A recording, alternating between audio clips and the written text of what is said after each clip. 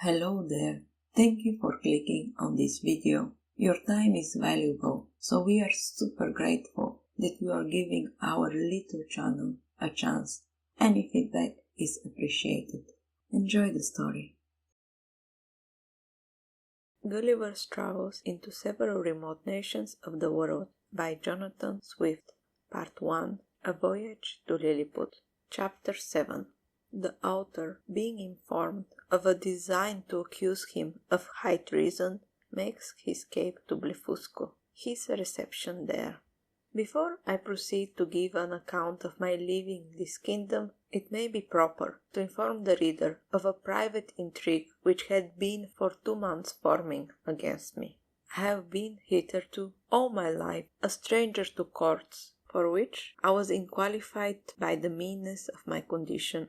I have indeed heard and read enough of the disposition of great princes and ministers, but never expected to have found such a terrible effects of them in so remote a country, governed, as I thought, by a different maxim from this in Europe. When I was preparing to pay my attendance to the Emperor of Blefuscu, a considerable person at court, to whom I had been very serviceable at a time when he lay under the highest displeasure of his Imperial Majesty, came to my house very privately at night in a close chair and, without sending his name, desired admittance. The chairman was dismissed. I put the chair, with his lordship in it, into my coat pocket, and, giving orders to the truscary servant to say I was indisposed and gone to sleep, I fastened the door of my house, placed the chair on the table, accordingly to my usual customs, and sat down by it. After the common salutation were over, observing his lordship's countenance full of concern, and inquiring into the reason, he desired I would hear him with patience, in a matter that highly concerned my honor and my life. His speech was to the following effect, for I took note of it as soon as he left me. "You are to know," he said, "that several committees of council have been lately called in the most private manner on your account. It is 2 days since His Majesty came to full resolution. You are very sensible that Skyrish Bottlegum Galbet, or High Admiral, has been your mortal enemy almost ever since your arrival. His original reasons I know not, but his hatred is increased since your great success against Blefuscu, by which his glory as admiral has much obscured. This lord, in conjunction with Flipnap, the high treasurer, whose enmity against you is notorious on account of his lady, Lumtuk the general, Latcombe the chamberlain, and Baumouth the grand judiciary, have prepared articles of impeachment against you for treason and other capital crimes." This preface made me so impatient, being conscious of my own merits and innocence, that I was going to interrupt him when he entertained me to be silent, and thus proceeded. "Out of gratitude for the favors you have done me, I procured information of the whole proceedings, and a copy of the articles wherein I venture my hat for your service. Articles of impeachment against Kinbus Flirtrin, the Man Mountain. Article 1. Whereas, by a statute made in the reign of His Imperial Majesty Kalin Deferplun, it is enacted that whoever shall make water within the precinct of the royal palace shall be liable to pains and penalties of high treason, notwithstanding the said Quinbus Flatrin, in open breach of the said law, under colour of extinguishing the fire kindled in the apartment of His Majesty's most dear imperial consort, did maliciously, treacherously, and devilishly, by discharge of his urine, put out the said fire kindled in the said apartment, laying and being within the precinct of the said royal palace, against the statute, that in the case provided, etc., against the duty, etc. Article 2. That the said Quinbus Fletrin, having brought the imperial fleet of Blefuscu into the royal port, and being afterward commanded by His Imperial Majesty to seize all the other ships of the said empire of Blefuscu, and reduce the empire to a province, to be governed by the viceroys from hence, and to destroy and put to death not only all the big-ending exiles, but likewise all the people of that empire who would not immediately forsake the big-ending heresy. He and the said Philistine, like a false traitor against his most auspicious, serene imperial majesty, did petition to be excused from the said service upon pretence of unwillingness to force the consciousness or destroy the liberty and lives of an innocent people. Article 3. That whereas certain ambassadors arrived from the court of Blefuscu to sue for peace in his majesty's court, he, the said Philistine, did like a false traitor aid, abet, comfort, and divert the said ambassador, although he knew them to be servant to a prince who was lately an open enemy to his imperial majesty, in an open war against his said majesty. Article 4. That the said Quinbus Philistine, contrary to the duties of a faithful subject, is now preparing to make a voyage to the court and the empire of Blefuscu, for which he has received only verbal license from his imperial majesty, and, under color of the said license, does falsely and traitorously intend to take the said voyage, and thereby to aid, comfort, and abet the emperor of Blefuscu, so lately an enemy, and in an open war with his imperial majesty aforesaid.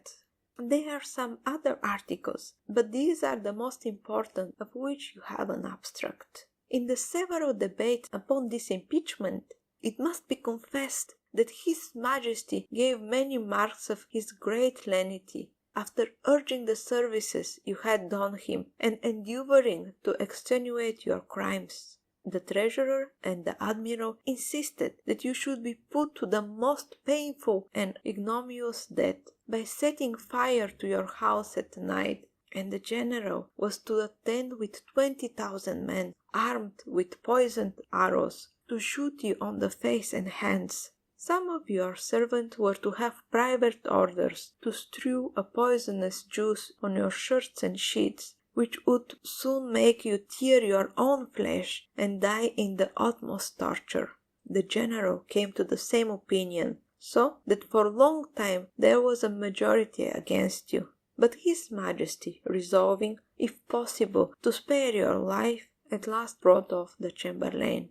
Upon this incident, Redressel, principal secretary of private affairs, who always approved himself your true friend, was commanded by the emperor to deliver his opinion, which he accordingly did, and therein justified the good thoughts you have of him. He allowed your crime to be great, but that still there was room of mercy, the most commendable virtue in a prince, and for which His Majesty was so justly celebrated. He said the friendship between you and him was so well known in the world that perhaps the most honorable board might think him partial. However, in obedience to the command he received, he would freely offer his sentiment, that if His Majesty, inconsiderable of your services, and pursuant to his own merciful disposition, would please to spare your life, and only give orders to put out both your eyes, he humble conceived that by this impediment justice might be some measure by satisfied, and all the world would applaud the lenity of the emperor, as well as the fair and generous proceeding of those who have the honor to be his counselors. That the loss of your eyes would be no impediment to your bodily strength, by which you might still be useful to His Majesty. That blindness is an addition to courage, by concealing danger from us. That the fear you had for your eyes was the greatest difficulty in bringing over the enemy's fleet, and it would be sufficient for you to see by the eyes of the ministers, since the greatest prince do no more. This proposal was received with the utmost disapprobation by the whole board. Belglum, the admiral, could not preserve his temper, but raising up in fury, said he wondered how the secretary durst presume to give his opinion for preserving the life of a traitor, that the services you had performed were, by all true reasons of state, the great aggravation of your crimes, that you were able to extinguish the fire by discharging of urine in Her Majesty's apartment, which he mentioned with horror, might at another time raise an inundation by the same means to drown the whole palace, and the same strength which enabled you to bring over the enemy's fleet might serve upon the first discontent to carry it back, and that he had good reasons to think you were a big Indian in your heart. And as the treason begins in the heart before it appears in overt acts, so he accused you as a traitor on that account, and therefore insisted you should be put to death. The treasurer was at the same opinion. He showed to what strait His Majesty's revenue was reduced by the charge of maintaining you, which would soon grow insupportable. That the secretary's expedient of putting out your eyes was so far from being a remedy against this evil, that it would probably increase it, as is manifest from the common practice of blinding some kind of fowls, after which they fed faster and grow sooner fat. That His Sacred Majesty and the Council, who are your judges, were in their own consciousness full convinced of your guilt, which was sufficient argument to condemn you to death, without the formal proofs required by the strict letter of the law. But His Imperial Majesty, fully determined against the capital punishment, was graciously pleased to say that since the Council thought the loss of your eyes too easy a censure, some other way might be inflicted hereafter. And your friend the secretary, humble desiring to be heard again in answer to what the treasurer had objected, concerning the great charge His Majesty was at the maintaining you, said that His Excellency, who had the sole disposal of the Emperor's revenue, might easily provide against that evil by gradually lessening your establishment, by which, for want of sufficient food, you'd grow weaker and faint, and lose your appetite, and consequently decay and consume in few months. Neither would the strength of your carcass be then so dangerous, when it should become more than half diminished, and immediately upon your death 5,000 or 6,000 of your Majesty's subjects might, in 2 or 3 days, cut your flesh from your bones, take it away by cartloads, and bury it in distant parts to prevent infection, leaving the skeleton as the monument of admiration to posterity. Thus, by the great friendship of the secretary, the whole affair was compromised. It was strictly enjoined that the project of starving you by degree should be kept a secret, but the sentence of putting out your eyes was entered on the books. None dissenting, except Bagram, the admiral, being a creature of the Empress, was perpetually instigated by Her Majesty to insist upon your death. She even bore perpetual malice against you, on account of the infamous and illegal method you took to extinguish the fire on her apartment. In 3 days, your friend the secretary will be directed to come to your house and read before you the article of impeachment, and then to sign the great lenity in favor of His Majesty and Council, whereby you are only condemned to the loss of your eyes, which His Majesty does not question. You will be grateful and humbly submit to it. And 20 of His Majesty's surgeons will attend in order to see the operation well performed, by discharging very sharp-pointed arrows into the balls of your eyes as you lie on the ground. I leave to your prudence what measures you will take, and to avoid suspicions, I must immediately return in as private a manners as I came. His lordship did so, and I remained alone, under many doubts and perplexity of mind.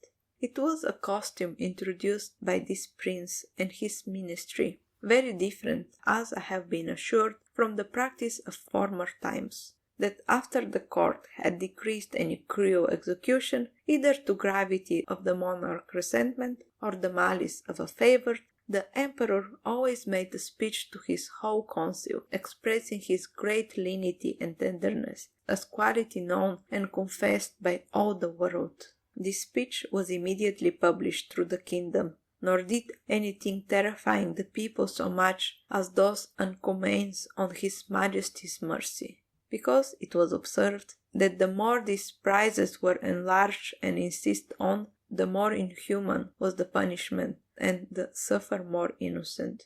Yet, as to myself, I must confess, having never been designed for a courtier, either by my birth or education, I was so ill a judge of things that I could not discover the lenity and favour of this sentence, but conceive it, perhaps erroneously, rather to be rigorous than gentle. I sometimes thought of standing my trial, for although I could not deny the facts alleged in the several articles, yet I hoped they would admit of some extenuation. But having in my life pursued many state trials, which I ever observed to terminate as the judges thought fit to direct, I durst not rely on so dangerous a decision in so critical a juncture and against such powerful enemies.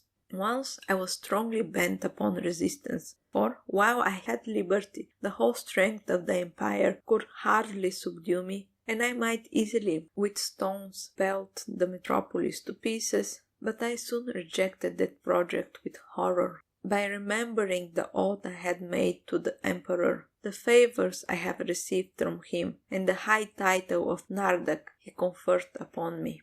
Neither had I so soon learned the gratitude of courtiers to persuade myself that His Majesty's present severities acquitted me of all past obligations. At last I fixed upon a resolution, for which it is probably I may incur some censure, and not unjustly. For I confessed I owe the preserving of my eyes, and consequently my liberty, to my own great rashness and want of experience, because, if I had then known the nature of the prince and ministers, which I have since observed in many other courts, and their methods of treating criminals less obnoxious than myself, I should, with great alacrity and readiness, have submitted to so easy a punishment. But hurried on by the precipitance of youth, and having His Imperial Majesty's license to pay my attendance upon the Emperor of Blefuscu, I took this opportunity, before the 3 days were elapsed, to send a letter to my friend the secretary, signifying my resolution of setting out that morning for Blefuscu, pursuant to leave I had got. And without waiting for an answer, I went to the site of the island where our fleet lay. I seized a large man of war, tied a cable to the prow, and lifted up the anchor. I stripped myself, put my clothes together with my coverts, which I carried under my arm, into the vessel, and drawing it after me, between wadings and swimming, arrived to the royal part of Blefuscu, where the people had long expected me. They lent me 2 guides to direct me to the capital city, which is of the same name. I held them in my hands till I came within 200 yards of the gates, and desired them to cite my arrival to one of the secretaries, and let him know I there waited His Majesty's command. I had an answer in about an hour, that His Majesty, attended by the royal family and great officers of the court, was coming out to receive me. I advanced 100 yards, the emperor and his train alight from his horses, the empress and ladies from their coaches, and I did not perceive they were in any fright or concerns. I lay on the ground to kiss His Majesty's and the emperor's hands. I told His Majesty that I was come according to my promise, and with the license of the emperor my master, to have the honor of seeing so mighty a monarch, and to offer him any services in my power, consistent with my duties to my own prince, not mentioning a word of my disgrace, because I had hitherto no regular information of it, and might suppose myself wholly ignorant of any such design. Neither could I reasonably conceive that the emperor would discover the secret, while I was out of his power, wherein, however, it soon appeared I was deceived. I shall not trouble the readers with the particular account of my reception at this court, which was suitable to the generosity of a so great prince, nor of the difficulties I was in for want of a house and a bed, being forced to lie on the ground, wrapped up in my coverlets. Chapter 8. The author, by a lucky accident, finds means to leave Blefuscu, and after some difficulties returns safe to his native country. 3 days after my arrival, walking out of curiosity to the northeast coast of the island, I observed about half a league of the sea somewhat that looked like a boat overturned. I put off my shoes and stockings, and wading 200 or 300 yards, I find the object to approach nearer by force of the tide, and then plainly saw it to be a real boat, which I supposed might be some tempest have been driven from the ship. Whereupon I returned immediately toward the city and desired His Imperial Majesty to lend me 20 of the tallest vessels he had left after the loss of his fleet, and 3,000 seamen under the command of his Vice-Admiral. This fleet sailed around while I went back to the shortest way to the coast, where I first discovered the boat. I found the tide had driven it still nearer. The seamen were all provided with cordage, which I had beforehand twisted to a sufficient strength. When the ships came up, I stripped myself and waded till I came within 100 yards of the boat, after which I was forced to swim till I got up to it.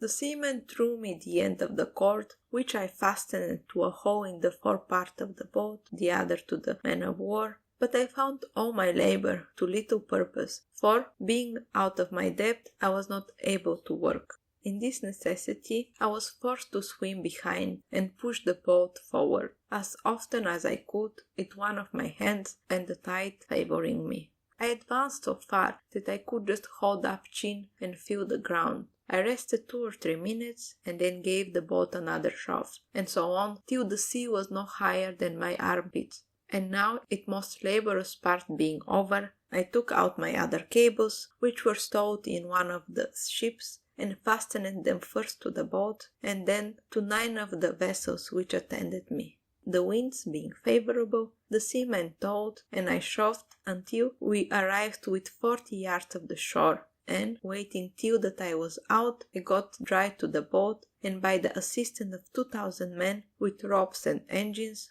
I made a shift to turn it on its bottom, and found it was but little damaged. I should not trouble the readers with the difficulties I was under, but the help of certain paddlers, which cost me 10 days making, to get my boat to a royal port of Blefuscu, where a mighty concourse of people appeared on my arrival, full of wonder on the sight of so prodigious vessel. Told the emperor that my good fortune had thrown this boat in my way to carry me to some place where hence I might return to my own native country, and begged his majesty's order for getting materials to fit it, together with his license to depart, which after some kind expostulation he was pleased to grant.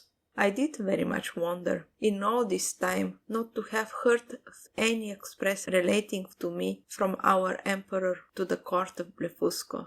But I was afterward given privately to understand that his imperial majesty never imagined I had the least notice of his design, believed I was only going to Blefuscu in performance of my promise, accordingly to the license he had given me, which was well known at our court, and would return in a few days. But he was at least in pain at my long absence, and after consulting with the treasurer and the rest of the cabal, a person of quality was dispatched with the copy of the articles against me. The envoy had instruction to represent to the monarch of Blefuscu the great lenity of his master, who was content to push me to no further than with the loss of my eyes, that I had fled from justice, and if I did not return in 2 hours, I should be deprived of my title of Nardic and declared a traitor. The envoy further added that in order to maintain the peace and amity between 2 empires, His Majesty expected that his brother of Blefuscu would give orders to have me sent back to Lilliput, bound hand and foot, to be punished as a traitor.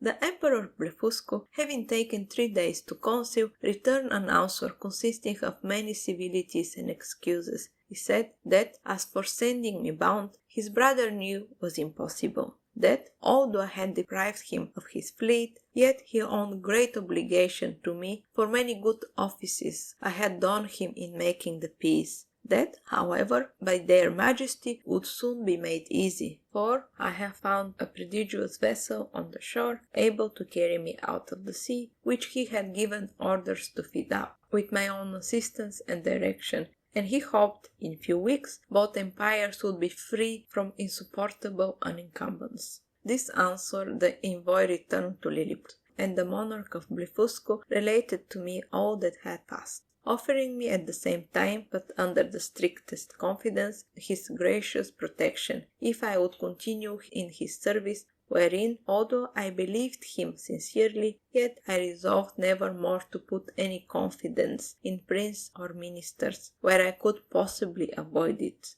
And therefore, with all due acknowledgment for his favourable intentions, I humbled back to be excused. I told him that since fortune, whether good or evil, had thrown a vessel in my way, I was resolved to venture myself on the ocean rather than be occasion of difference between two such mighty monarchs. Neither did I find the emperor at all displeased, and I discovered by a certain accident that he was very glad of my resolution, and so were most of his ministers. This consideration made me to hasten my departure somewhat sooner than I intended, to which the court, impatient to have me gone, very readily contributed.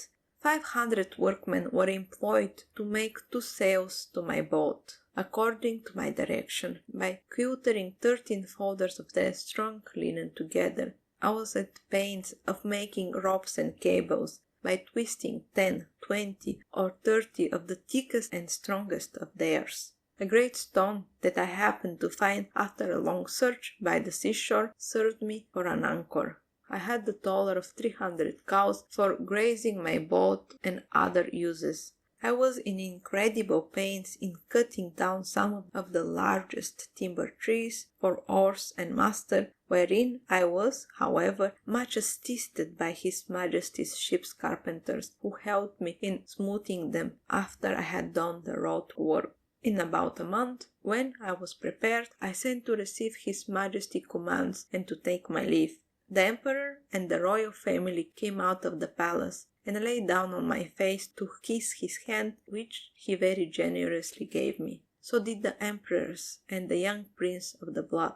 His Majesty presented me with 50 purses of 200 sprugs apiece, together with his picture at full length, which I put immediately into my gloves to keep them from being hurt. The ceremonies of my departure were too many to trouble the readers with at this time. I stored the boat with the carcasses of 100 oxen, 300 sheep, and bread and drink proportionable, and as much meat ready dressed as 400 cooks could provide. I took with me 6 cows and 2 bulls alive, with as many hares and rams, intended to carry them to my own country and propagate the breed. And to feed them on board, I had a good bundle of hay and bacon.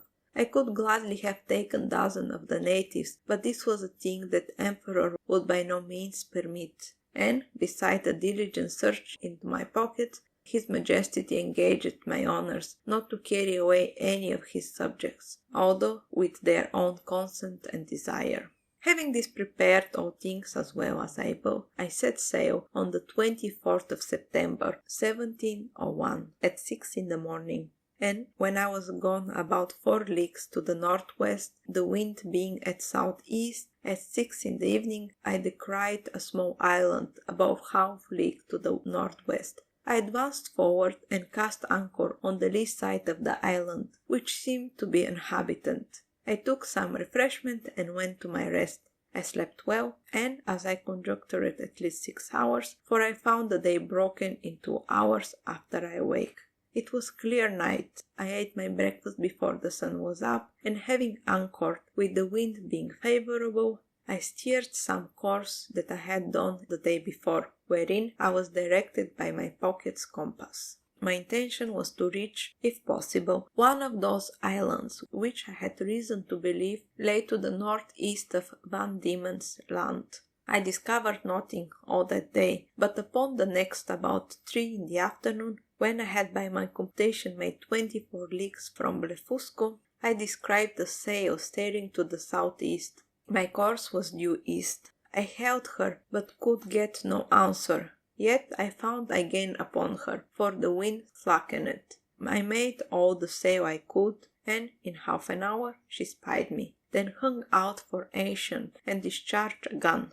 It is not easy to express the joy I was in, upon the expected hope on once more seeing my beloved country and the dear pledges I left in it. The ship slackened her sail, and I came up with her between 5 and 6 in the evening, September 26th. But my heart leaped within me to see her English colors. I put my cows and sheep in my coat pocket and got on board with all my little cargo of provisions. The vessel was an English merchantman returning from Japan by the North and South Sea. The captain, Mr. John Badeau of Deptford, a very civil man and an excellent sailor. We were now in the latitude of 30 degrees south. There was about 50 men in the ships, and here I met an old comrade of mine, one Peter Williams, who gave me a good character to the captain.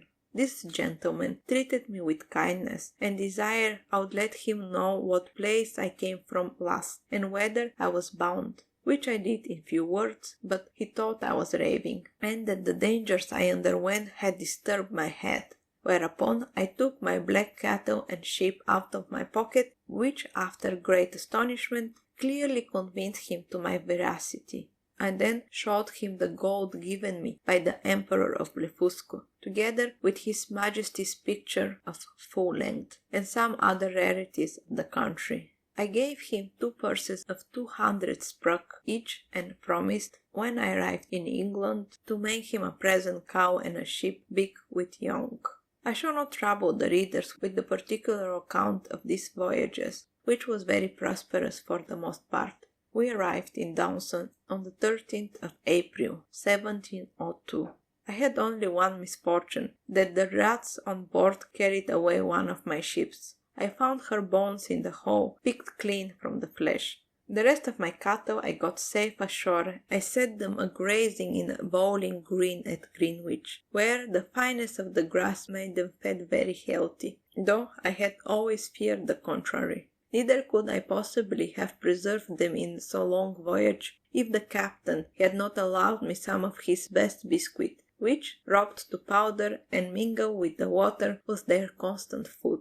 The short time I continued in England, I made a considerable profit by showing my cattle to many persons of quality and others, and before I began my second voyage, I sold them for £600. Since my last return, I found the breed so considerably increased, especially the sheep's, which I hoped will prove much to the advantage of the woolen manufactory by the fineness of the fleece. I stayed but 2 months with my wife and family, for my unstoppable desire to see foreign country would suffer me to continue no longer. I left £1,500 with my wife and fixed her in a good house at Redriff.